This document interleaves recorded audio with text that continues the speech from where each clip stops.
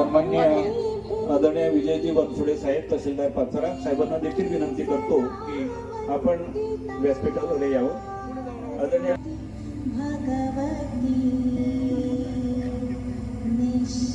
साहेब या।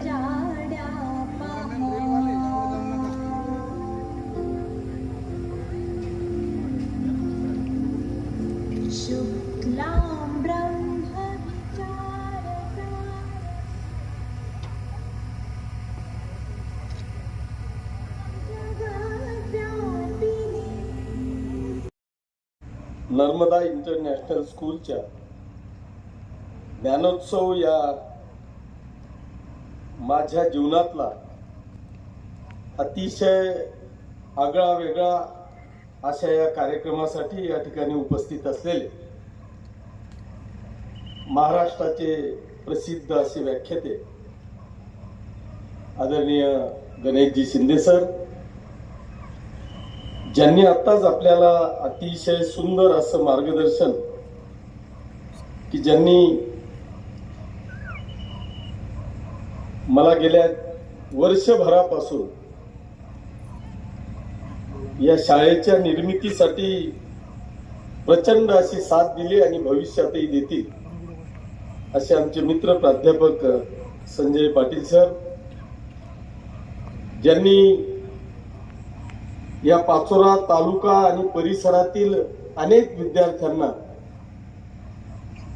MPSC UPSC पर्यंत पोहोचून उत्तीर्ण केलं आणि त्यांना एक चांगल्या पद्धतीची व्यवसाय असेल किंवा नोकऱ्या मिळवून दिल्या असतील असे आमचे दुसरे प्राध्यापक आदरणीय चिंचोले सर, तहसीलदार आदरणीय बनसोडे साहेब, मंचावर उपस्थित असलेले आमचे मोठे बंधू राजेंद्र पाटीलजी, शिवसेनेचे जिल्हा प्रमुख रावसाहेब जिबू, सभापती गणेश पाटील, उपनगराध्यक्ष राजू जिबू, या शाळेच्या मुख्याध्यापिका आदरणीय प्रभू मॅडम, पाचोरा आणि भडगावच्या दोघेही नगराध्यक्ष मॅडम, प्रियंका, सुमित, मंचावर उपस्थित असलेले आपल्या नगरपालिकेचे शिओ आदरणीय देवरे साहेब, पीएपीआय निकम साहेब, आमचे आर्किटेक्ट रोहितजी रिझानी, ज्यांनी 3 महिन्यामध्ये मोठी बिल्डिंग उभी केली आणि आपल्या ताब्यात जी बिल्डिंग पूर्ण करून देणार आहे असे आदरणीय साकलाजी, सांगितलं बरं सगळ्यांना 2 महिन्यात, भैया साहेब, आणि या ज्ञानोत्सवाला आवर्जून आपल्या परिवारासह आपल्या मुलाबाळांसह उपस्थित असलेले सर्व माता भगिनी, बांधवांनो आणि बालगोपाल मित्रांनो, पहिल्यांदा मी तुमचे सगळ्यांचे मनापासून आभार मानतो, आपल्याला धन्यवाद देतो की आपण आमच्या एका छोट्याशा आमंत्रणाचा मान राखून एवढ्या मोठ्या संख्येने उपस्थित राहिला, त्याबद्दल तुमचे सगळ्यांचे मी मनापासून आभार मानतो, आपल्याला धन्यवाद देतो। जेव्हा हा कार्यक्रम घ्यायचं निश्चित केलं,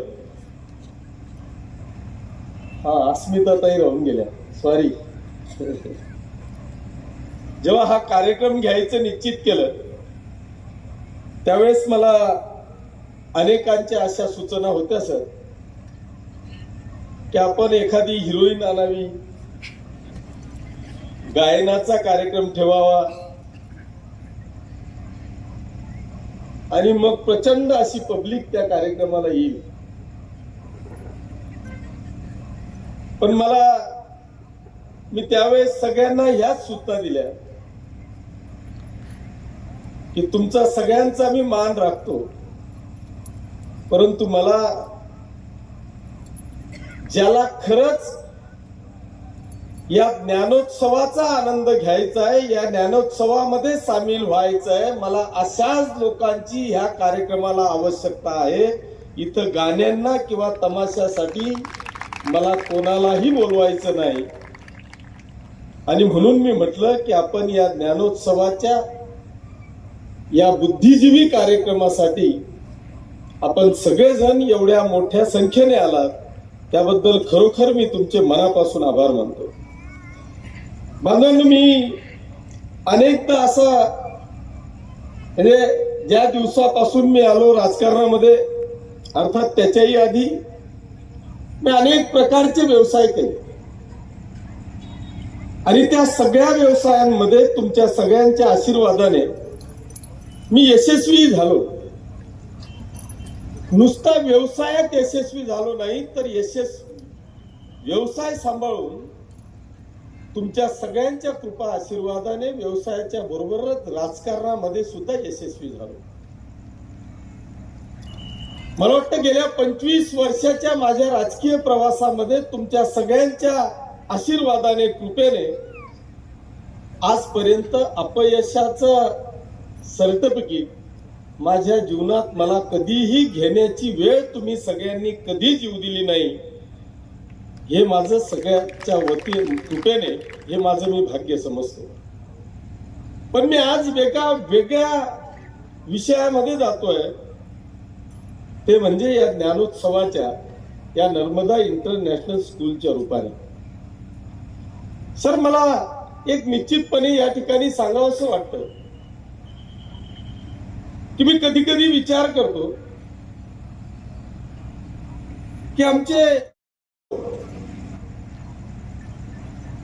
की जे आमचे ग्रॅज्युएट होतात, डबल ग्रॅज्युएट होतात, एखाद्या विषयामध्ये ते प्रावीण्य मिळवतात, तो एकच विषय ते आयुष्यभर शिकवतात. पण तो विषय शिकवत असताना मला खूप कमी शिक्षक असे मिळाले की ते बिना पुस्तकाचे शिकवतात.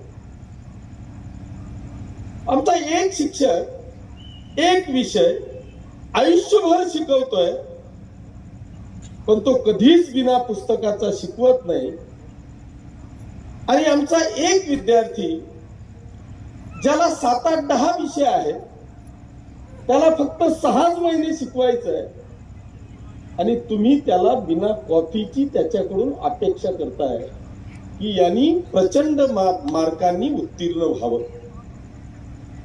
ही अशी अपेक्षा आम्ही नेमकं करतोच कशी, हा मुळात माझा प्रश्न आहे. की एक शिक्षक एक विषय आयुष्यभर शिकवत असताना तो बिना पुस्तकाचं शिकवू शकत नाही.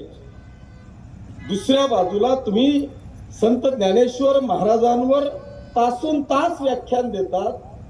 ज्ञानेश्वर महाराजांची ज्ञानेश्वरी तुमची तोंडी पाठ आहे. तुम्ही पृष्ठापासून तर अभंगापर्यंत तुम्ही एका तासात किंवा 1 तास 2 तास कुठल्याही संतांवर तुम्हाला बोलायला सांगितलं तर तुम्ही एक ओळी त्यांची सांगता.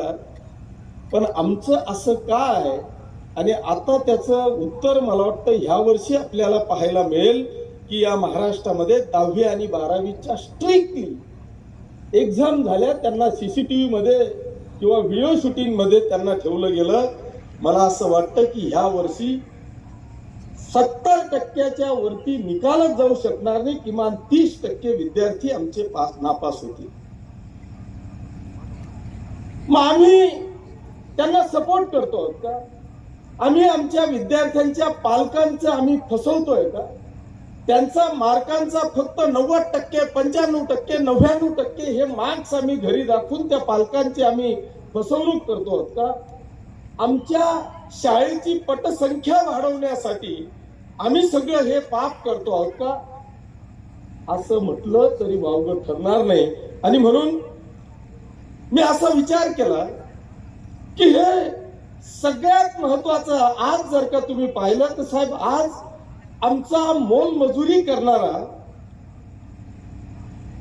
प्रत्येक पालक, प्रत्येक पॅरेंट्सला असं वाटतं की आज माझ्या जवळ जरी काही नसलं तरी हा जो माझा मुलगा आहे, ही जी माझी मुलगी आहे, ही माझी उद्याची संपत्ती आहे.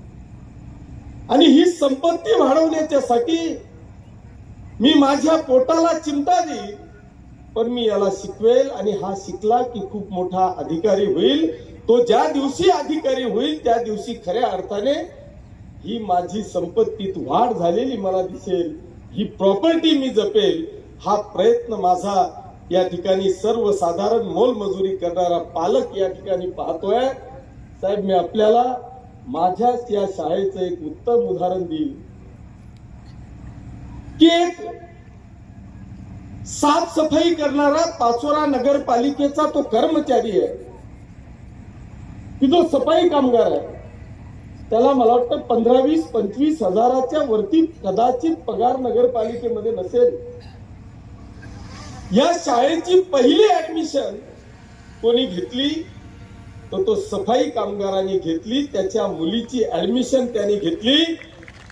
22,000 रुपये कॅश फी त्यांनी या ठिकाणी दिली. एसटीची काय, बसची काय फी होती मला माहित नाही, पण टोटल 40,000 रुपये फी त्यांनी दिली. इथला सगळा स्टाफ त्याला सांगत होता की अरे बाबा, एवढी फी देण्याची तुला आज आवश्यकता नाही. पण त्यांनी सांगितलं की मला काहीच माहित नाही, माझ्याजवळ आज पैसे, ते सगळी फी भरून टाका. आणि त्याची पहिली ऍडमिशन त्यांनी या ठिकाणी केली. म्हणजे एका साफसफाई करणारा सफाई कर्मचारी त्याचं उद्याच्या मुलाचं उज्ज्वल भविष्य तो पाहतोय.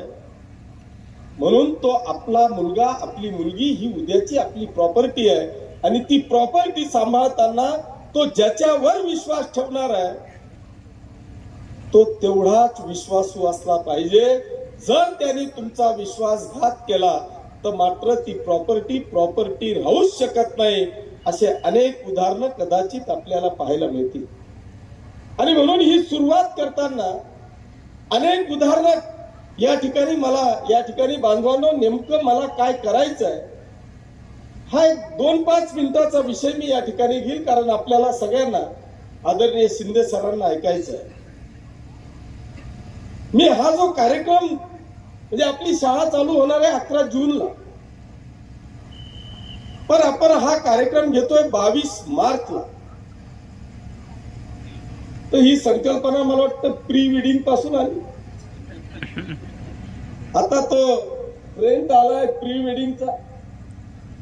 मग म्हटलं आपणही प्री ओपनिंग करून टाकू, प्री लॉन्चिंग करून टाकू.